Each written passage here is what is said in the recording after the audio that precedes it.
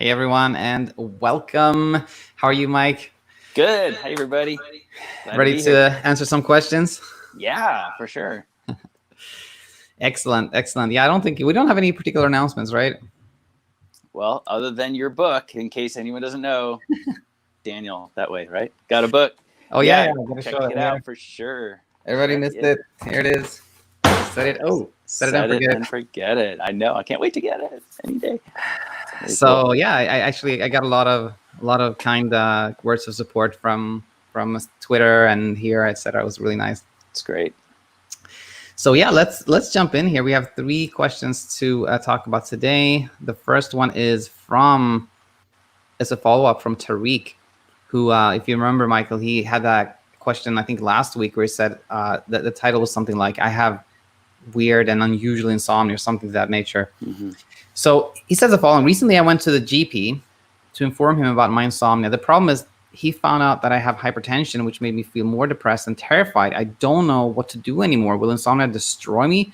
I'm still young, and yet I'm suffering from insomnia and hypertension. I don't know what to do anymore. So I thought I could start answering this one, and as always, Tarik, anybody else here? Nothing here is medical advice. Just me and Michael, just like sharing our thoughts and general thoughts. So nothing is specific to anyone. But here's the thing: like, it sounds like you went to your doctor, and your doctor said you had high blood pressure, and it's important to know that. I mean, I don't know. I have no idea, of course, what the numbers were and what happened before, et cetera, et cetera. But to say that somebody has like the diagnosis of high blood pressure, I think this is not something I do on a daily basis, but as far as I remember, it is like you have to have three like consecutive measurements over certain things. We all can have high blood pressure at any given point because of because of stress, and it's you had a lot of insomnia recently. That you're probably stressed, this is probably stressing you out, so maybe that could contribute to the hypertension. The most important thing in my mind is this: that having short sleep or trouble sleeping, insomnia, has never ever been shown to cause any health problems. It's never been shown to cause hypertension or cause anything really. So I think that is really, really, really important. And and by the way, the more you know that, okay, short sleep and insomnia isn't going to hurt my health, then that takes a lot of pressure off. You feel less worried, and then that lends itself to sleeping better. Where's the opposite, thinking like, if I don't sleep, then I'm going to have health issues. Then you're going to sleep even less. You're going to worry even more, etc. So it's super important to know that insomnia has not been shown to cause any health problems. It's kind of what I thought there, Michael. What do you think? Yeah, that's exactly the same. Yeah. It's association versus causation, and there's a big difference there. And anything can be associated with insomnia, but it's not. Insomnia hasn't been shown to cause any kind of disease or disorder. So just remind yourself of that, and you'll feel a little better, obviously, if you can minimize your insomnia. If you can kind of whatever the phrase you want to use, kind of get the upper hand on it, or put it behind you, whatever phrase you want to use. And that in turn helps you function better while you're awake, because you're just feeling better about everything. And then people tend to like stay on better eating programs if they're sleeping better. They tend to, stay more positive about everything. And that's what you want to, that's the goal, right? That's the goal. But remind yourself that insomnia, short sleep, anything like that is not causing a health problem. Absolutely. And by the way, I just have to add this one that just came to my mind as we were talking here. Wouldn't it be surprising if you did like this study and you showed that health issues have no impact on your sleep? That would surprise me if somebody looked at a study and showed that, heart failure, diabetes, hypertension, chronic pain, chronic fatigue, they don't affect your sleep at all. That would be surprising, right? But to say, but on the other hand, if any, like, all kinds of health issues can affect your sleep, that's expected, and therefore there is an association, right? I think that the opposite would be much more surprising, really. Yeah, I mean, to show causation, you'd have to, I guess, induce insomnia. You'd have to make someone have insomnia, and make other people not have insomnia, and then look at what happens to them. And that's not really possible. It doesn't. Yeah. For many reasons, it's not impossible. Firstly, I don't even know how you would even.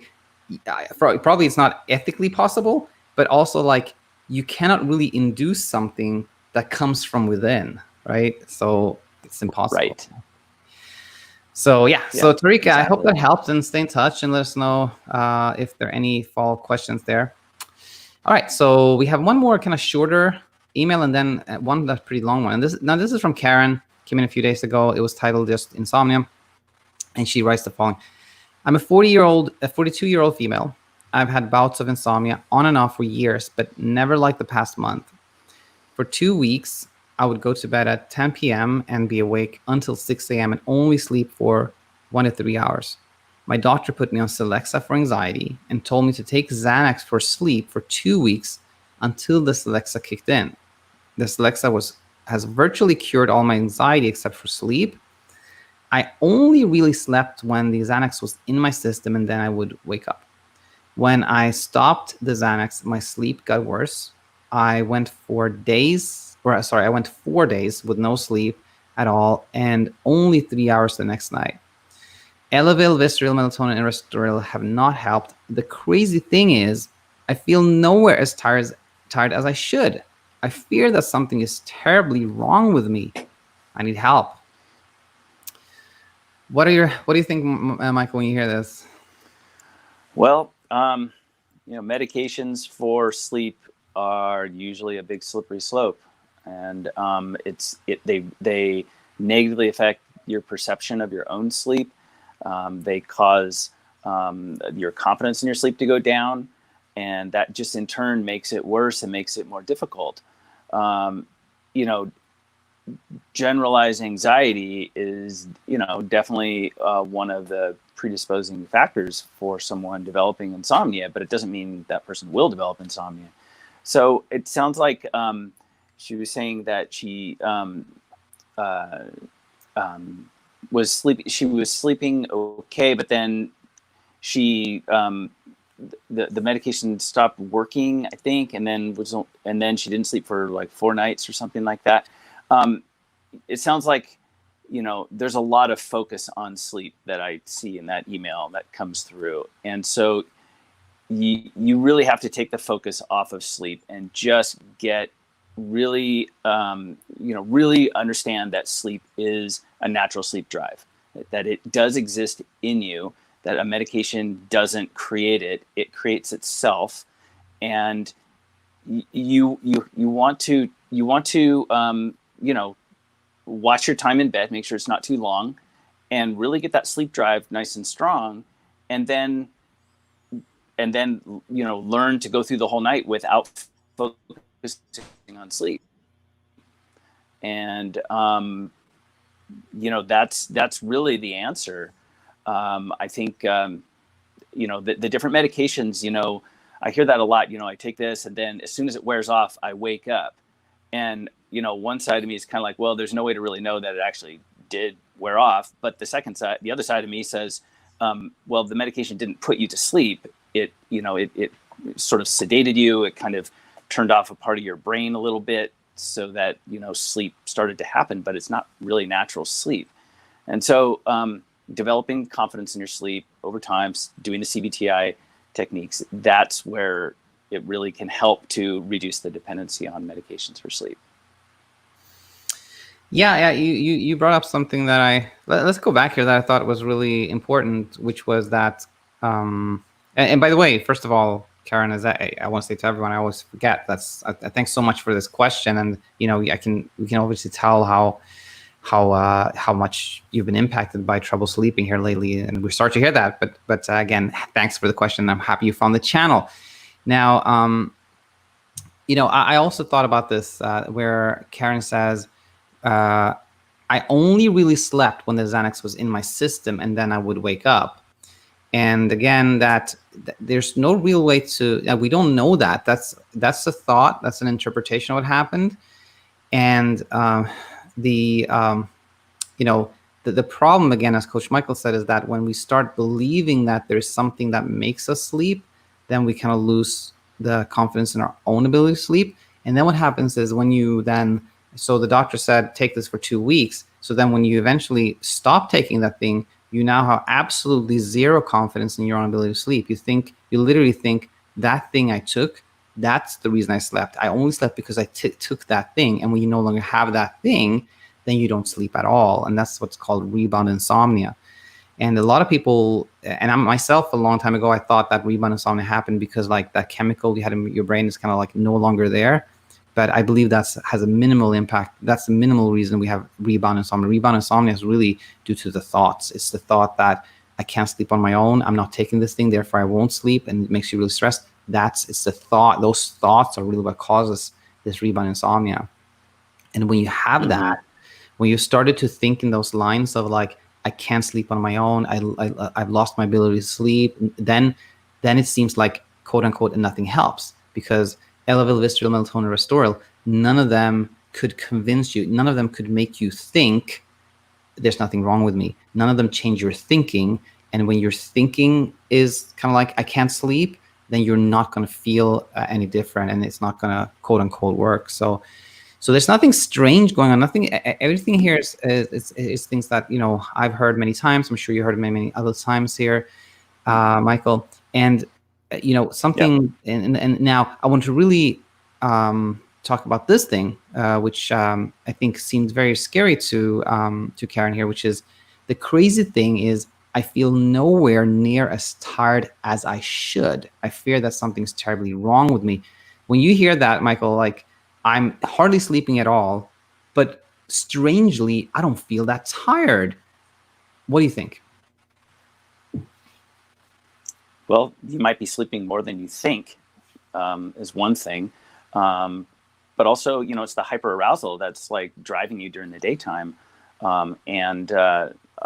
So, it's being tired is different than being sleepy, and being tired is more of a physical thing. And so your hyperarousal, your adrenaline can kind of override that during the day. So it might be a combination of both. You might be sleeping at least a little more than you think, because you said it was said that I go to bed at 10 and I get up at 6. I don't sleep until 6, but then I sleep 1 to 3 hours, or something exactly like that. So that implies like maybe there's some sleep going on, and if there is, maybe it's more than you think. I would also question a few other things, like, are you tracking your sleep? Those things are notoriously not particularly accurate. So don't check your sleep data, your motion sensor on your wrist. If you're wearing one, don't check it in the morning. Check it at dinner, so you don't let it influence your day. And try to like get the time out of the night. That's one of my big ones. No time, and make sure your stimulus control things are also, those efforts are really going well. You never want to spend long stretches of time in bed fighting it, because that's where the classical conditioning kicks in. And so you got to kind of catch yourself before that you get to that point, and then do something you enjoy.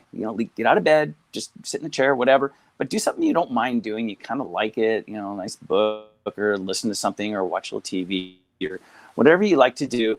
Just spend some time so that you just take your mind elsewhere, and you just allow yourself to get sleepy again. And if you get sleepy, then back to bed. So that's like basic stimulus control kind of suggestions for, that go with CBTI. So you want to, just make sure that you're doing well on those along those lines. I've started to think. So, yeah, absolutely. And before I kind of go back to that thing we highlighted from Karen, the way I've been thinking about this lately is like become friends with wakefulness. I read this book the other week. I finished it. I started earlier, but I only finished it recently, called Mindfulness-Based Therapy for Insomnia by Jason Ong. And one thing that really struck me in that book was how he said, like, insomnia is when you try to escape being awake or escape wakefulness. And that was like, that really, I completely understood it. And it sounded different than when I usually say, like, you're trying to escape sleeplessness.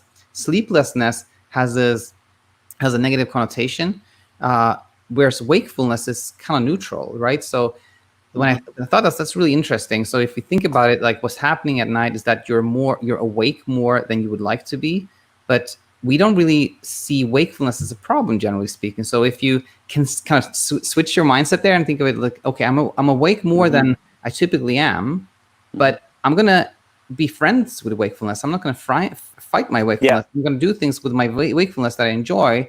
Then it becomes, it's not something your brain fights or tries to resist. And then paradoxically, you sleep much better. You know? Right. You almost, in a sense, learn to enjoy the time that you're awake at night. Exactly. And it's a really, it's very like counterintuitive. Yes. But, you know, think about the positives of being awake at night. It's quiet and peaceful. You know, you can kind of just, you know, no one's bugging you, and, you know, you're not on your phone or anything. You just like, it's just quiet and peaceful time. And I think a lot of people can actually benefit from that. I'm not saying you should stay awake all night, but, you know, if you are awake, just turn it into a positive to some degree. Like, enjoy the book you're reading, enjoy the, you know, it can be a real creative time. Your brain gets really creative late at night. You know, if you're awake, you know, maybe you're an artistic kind of person, like do some drawing, do some sketching. You know, you might find you kind of get into it and it's really enjoyable, and then wait until you get kind of droopy, and then like, okay, maybe I'll climb back into bed for a little bit longer and kind of go through the night like that. That was really interesting.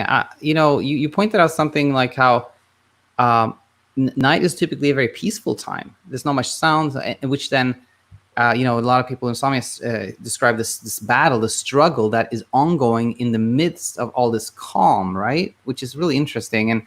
And it can, you know, of course, that contrast then can like further emphasize your struggle. But then if you can flip that and say, no, it's very calm, you know, that you can turn a positive into a negative into positive. It's very calm outside. Yeah, it's very, very good thought. Very good thought. Mm-hmm. And then I want to go back to just say this to Karen. This thing, I feel nowhere as near as tired as I should, is extremely common. It's super common. It's like so many people, you know, describe how like it's so bizarre. Like I slept really almost nothing, and still I'm completely awake. I have all this. In fact, I have all this energy during the day. Nothing strange or unusual at all. Like that's super common. It's because of that hyper arousal when your emotional state is kind of heightened. You really don't feel tired, and don't be surprised, by the way, if when you start sleeping better, you feel more tired, because then that hyperarousal is going away. So I think, you know, I hope this kind of just helped demystify Karen, and just stay in touch and let us know what kind of follow-up questions you have. Mm-hmm. And then let's go to this one. It's the longer one, where there's a lot to talk about. This is from Thea, and title is I Can't Sleep, sad smiley. Hi, Daniel. I just found your channel today, and it instantly reassured me about a lot of doubts I had. For some months now, my OCD has spiked up really bad, and since it is an anxiety disorder, it left me worrying about things of different nature every time, causing brief but intense periods of being unable to fall asleep properly. When it happens, it usually lasts a week with a peak of about 3 nights. And in these 3 last days, I've actually had, I think, 2 to 3 hours of sleep. For 2 nights, I was completely restless. During the night, my mind is usually racing, and when I'm slipping into sleep, I always see images or think thoughts that have no meaning, like a completely chaotic and meaningless merge of things I saw on the internet or memories or fantasies. And during the nights, I can't fall asleep. They become even louder and more vivid, so it's impossible to just let them lead me into oblivion like I usually do on normal nights. Why do I have this? ? The few people I've talked to never told me too much about themselves regarding this. And I mean, when I have no trouble sleeping, I rarely pay attention to them. It's just like a weird film playing in the back of my mind. Did other people ever tell you about a similar issue? Apart from this, I do worry a lot about sleep. On sleepless nights, I can't help but making those tricky sleep efforts you talked about. I'm obsessed with the moment I fall asleep, which you can pinpoint. So it's useless, but still, every time I'm worried about sleep, I shake myself awake in the moment. I feel like I'm relaxing and actually getting ready for sleep. It's like I'm trying to have control over me falling asleep, making sleep an active process, which it's not. Thoughts and information about insomnia that I know or learned from the internet plague my mind, and I go in circles. My thoughts tend to go always in a circle when I'm worried. And I haven't slept for 3 days now without an apparent objective reason. I'm really worried that I lost my ability to fall asleep, and that's why I thought of FFI or SFI that's keeping me awake, even though I don't have any family member who died from this condition and don't have any neurological symptoms. Sorry for the long email, but it would be so helpful if you replied in video or by email. Doesn't matter. All right. So I think why don't we do this? Like we can start off by this kind of first question, which was when Thea is about to sleep or in the evening, she sees all these kind of images, weird thoughts, completely chaotic, meaningless merge of things, and it becomes more vivid and louder, etc. Why does she have this? What do you think? Oh boy, that's a tough question. Well, I guess I would say that, you know, when you're not truly sleepy, your mind can jump around. When you are truly sleepy, it's easier to focus on just some simple things in your mind, some simple imagery, a simple memory, these kinds of things. So so I'm thinking when I hear that is it Karen? Is that the name? I'm sorry. Oh, this is Thea. Is it Karen? No, Thea, not sorry. Thea, yeah. I've seen the names. Thea. Okay, so Thea, if it means that you're not truly sleepy, you shouldn't be in bed. It's a kind of a stimulus control thing. So you can use it almost to your benefit when you recognize that's what's happening in your mind. You know, first things first. You know, you shouldn't be in bed. You shouldn't stay there, because then you're starting to try and you're trying to make sleep an active thing, and it's not. So first things first, relocate, not bed, somewhere else. You know, do something you like and all that. You have to kind of you have to use the ability to do simple imagery as a gauge for how sleepy you are. And so I think if your mind's jumping around, that's a sign that you're not truly sleepy, and that's really what bed's for, is being sleepy, not for getting sleepy. So that's I guess that's how I would comment on that first part. Yeah, that made a lot of sense. I think so. To summarize what Coach Michael said here, when your mind is kind of like easily drifting all over the place, that's a sign that, you know, it's maybe not time to sleep. You're not sleepy, so do something different. And, you know, the difference between what my teaching and the Coach Michael's teaching, I'm not too worried about you staying in bed as long as you're not frustrated. You can pick up a book and read in bed or something like that, is my thinking. Right. And also, you know, I think when you are in this, like, again, this hyperarousal, when you're a little bit worried, you're anxious, then you can become aware of all kinds of things, meaning you can kind of become more aware of your own thoughts. You know, when you're not hyperaroused or worried, you may have these weird, bizarre, chaotic thoughts in your mind, but you don't really pay attention to them, versus when you're more hyperaroused, you pay attention to them. So it just seems more bizarre, which goes along with what I think Thea said later in the email. She doesn't, when she's not, you know, actually it's interesting now I think about it. She says, when I have no trouble sleeping, I rarely pay attention to them. And then, you know, so it becomes this chicken and egg thing where what Thea describes, when I have no trouble sleeping, I don't pay attention to them. And when I would say maybe it's because you're paying attention that you have trouble sleeping, you know. So if you know, it's maybe the other way around. But in conclusion here, I would say, like, yeah, I've heard this many times. Nothing strange or unusual about this. Okay, so let's go on to like the second part here. She says, "Oh yeah, this one. I'm obsessed with the moment I fall asleep." And that is, I don't know how. Have you heard that one a lot, Michael?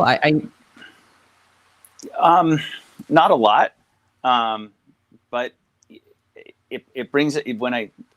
So it brings up an interesting experience that I had a long time ago when I was first a sleep technician. I don't know if I've shared this with you. And I would picture what brainwaves look like because I was seeing them recorded in real time. And then I would go home and I would try to sleep and I would lay down and I was trying to imagine what my brainwaves look like. Or I should better say, I couldn't stop imagining what my brainwaves look like. And I think last week you asked me, have I ever struggled with insomnia myself? That's one of the few times that I actually did.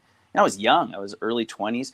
And I was like picturing my brainwaves. I'm like, oh, there's a theta wave. There's a theta wave. Here we go. And then I would get like, whoa, I'm awake. Wait, am I asleep? I don't know. I would start thinking about it. And that's one of the few times in my life that I think I did kind of experience a little bit of what people with chronic insomnia kind of experience on that sleep onset awareness thing that I think we're kind of talking about here. Yeah, that's why again, I'm a big proponent of doing imagery, because it detaches you from that. You're focused on something else. You can't focus on more than one thing at a time. You can your mind might be jumping around, but it's going from one thing to the next. It's not doing two things. You can't focus on two things. So focusing on some imagery, a specific thing, I think is the best chance you have to not focus on whether you're awake or you're asleep, which is really that's what you don't want to focus on. You don't want to focus on, are you awake? Are you asleep? Like this you want to focus on something completely different. And as a human being, you got the big visual cortex in the back of your head, tap into it and conjure up some imagery to focus on. You don't need the gadget. You don't need the radio on. You just conjure it up in your own mind. And learning that skill, I think, really is a big confidence builder in sleep, because it's like you don't need anything. You just lay down. You just got your own mind, and you just go somewhere. And it tends to help with a lot of sleep onset kinds of thinking that can be problematic for getting to sleep. Yeah, that makes total sense. And it's interesting. I had not really heard about that in clinic or in reading about it or anything like that. I was, of course, very familiar with those hypnic jerks, which are actually, I think, very similar, where you're about to drift off and then you jerk. We all have that actually very often, but when you start paying attention to them, they become very vivid. Like, oh my God, I had a big one, and then you have more and more as you pay more attention to them, etc. Yeah. And what Thea is describing here was something that we really started talking a lot about on this channel when I did, I think it's Talking Insomnia number 16 with Alex was a guest on the podcast, and he had exactly this.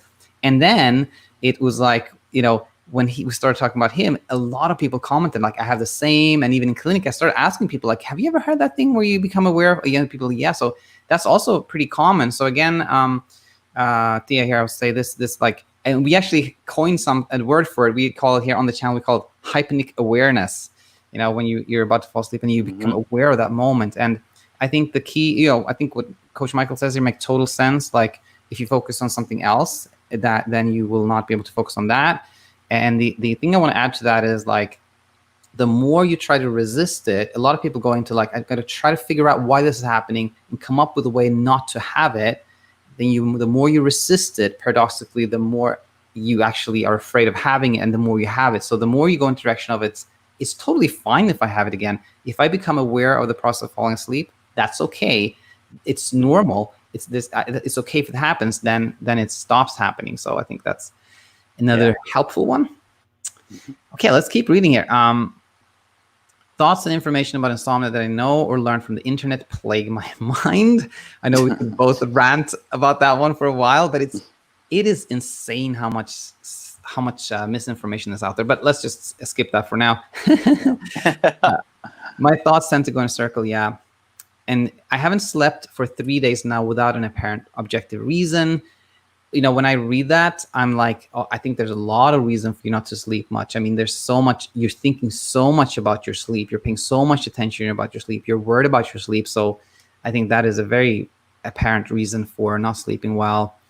And then we have the FFI things that I think we don't need to get into, because I don't think that was a big concern. So I think, again, here, there are no specific questions about like, what should I do here? So I think we can leave that, but I think we can just end it with, I hope this brought a lot of clarity to you, Thea, and you thought it made sense. And if you have any follow-up questions, then please let us know.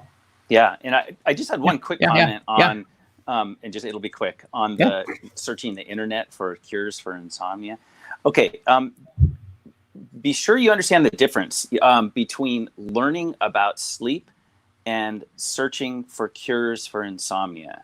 Those are two very different things. So I often encourage a client to learn a little bit about sleep. My favorite thing to assign as homework for someone is to learn about the circadian rhythm. I think it's really interesting how it was discovered and what we know about it, and all these crazy experiments that people did, years and years and years ago, because, they could do crazy experiments back then. Now you can't do that. So I think learning about that, it teaches you about sleep.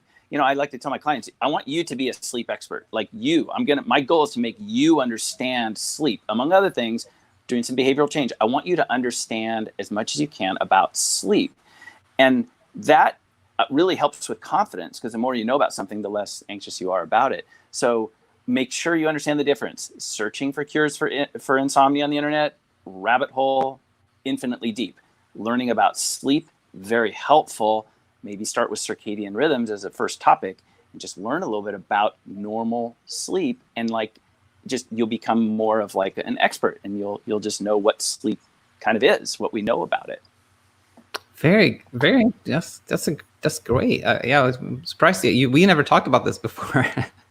Yeah, not too much. Like, Not just spring a new thing on you here. Up, but that's great, because that kind of like solves like so many good things with that. One is like, yes, sleep becomes less of a mystery, and then everything is better. And also, I often talk about how like, you should shift attention towards something else. That's always good as soon as you start understanding why you have trouble sleeping, etc. But this in a way kind of is both, because you're asking your client to pay attention to something that is still relevant to what the work they're doing, but not like anxiety provoking. That's really, right. Really good. It's sort of like if it's a nutrition idea, learn about carbohydrates and proteins and fats. Like learn about it. That's not inherently anxiety provoking. Exactly. It's just and education. Yeah. And you become more confident in something when you know more about it. That's a good one. Very good one. All right. Well, that's cool. We'll end on a good note there. And I want to say here, anybody who has a question, please send us an email, questions@thesleepcoachschool.com. And we shall be back next Friday answering questions together, right? Yeah. Great questions, everyone. Thanks for writing in. Yeah. Thanks so much, everyone. Bye now. Bye-bye.